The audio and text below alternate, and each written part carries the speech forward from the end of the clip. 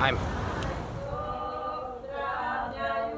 U okviru pozorišnog festivala Prisutnost u Nacionalnom pozorištu u Budimpešti 26. marta odigrana je predstava Dok nas smrt ne rastavi. Ovaj pozorišni festival nacionalnih manjina u okviru svog programa uvrstio je predstavu rađenu po romanu Raskršće Dragomira Dujmova. Ova predstava je plod saradnje Srpskog pozorišta u Mađarskoj i dramske sekcije Srpskog obrazovnog centra Nikola Tesla u Budimpešti. Početak predstave dočekala je prepuna sala pozorišta. Svi oni koji nisu želeli da propuste predstavu o kojoj se pričalo, došli su da odgledaju ovaj po svemu poseban pozorišni komad.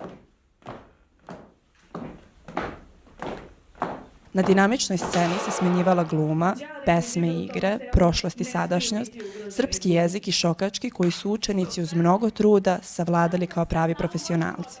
Kroz prizmu priče o ljubavi između Rodoljuba i Anice, koja se nesrećno završava zbog različite vere, glumačka ekipa pokušala je da obradi jedan manje poznat istorijski događaj iz 1899. godine koji se odigra u Santovu, malom mestu u Austrougarskoj carevini blizu Sombora i Baja. Među Santovčanima se krajem 19. veka pojavio verski pokret da pređe u pravoslavnu veru. Naime, ovde je reč o samovoljnom prelasku iz katoličke vere u pravoslavlje i to sve zbog nametnute mađarizacije u mesnoj crkvi koju je sprovodio župnik Janoš Batori. Santovački šokci su bili jako razočarani kada su primijetili da njihov sveštenik, koga su inače jako lepo dočekali u selu, smišljeno izbegava da govori na šokačkom jeziku i počinje da sve češće služi mise na latinskom i mađarskom jeziku, govoreći da Mađari koji žive u selu ne mogu da budu ugroženi zbog njih. Posle 2,5 godine ispunile su se težnje santovačkih pobožnih duša i stali su na prag Srpske pravoslavne crkve.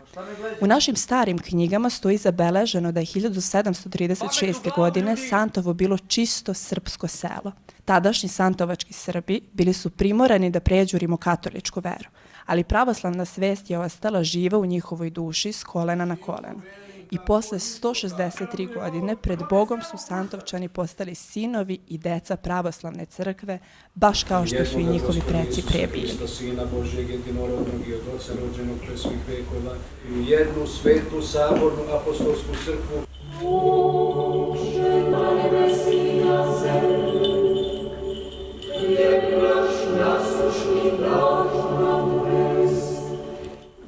Pogazili staru viru! Prišli u Srpsku.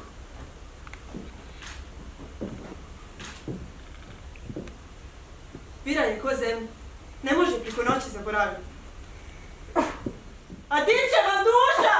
I kako priča u samoj predstavi rediteljka koju glumi Lena Ember, Santovčani su se pobunili protiv sveštenika. Naime, stigli su oni i do Beča u nameri da se sretnu sa papskim izaslanikom, ali umesto pozitivnog dobijali su uglavnom iste odgovore. Ovo je inače drugi roman Dragomira Dujmova koji je adaptiran i odigran od strane dramske sekcije Obrazovnog centra Nikola Tesla. Pre nekoliko godina Zorica Jurković-Ember je adaptirala i roman Voz savesti, na osnovu kog je nastala predstava Sudbine u magli. Na samom kraju publika je burnim aplauzom pozdravila glumce, a predstavnik festivala manjinskih pozorišta Branimir Đorđev je glavnoj glumici Ani Marčetić uručio zahvalnicu. Zorica Jurković-Ember, koja je radila adaptaciju teksta i režiju, se zahvalila publici što se odazvala u tako velikom broju. U svom govoru se podsjetila početaka rada na ovoj predstavi i podsjetila da se zbog cijele situacije glumačka ekipa smenjivala i bio je otežan rad sa glumcima i probama. Zahvalila se Dragomiru Dujmovom i za pomoć u radu sa članovima kako bi naučili šokački i direktorki Srpske škole dr. Jovanki Lastić na saradnji i strpljenju zbog dečijih proba. Zahvalila se i Milanu Rusu i Srpskom pozorištu na ustupljenom prostoru i svemu što je bilo potrebno za predstavu. A posebnu zahvalnost imala za Anitu Vuković-Nakić, koja je folklornim koreografijama obogatila te predstavu učinila još autentičnijom.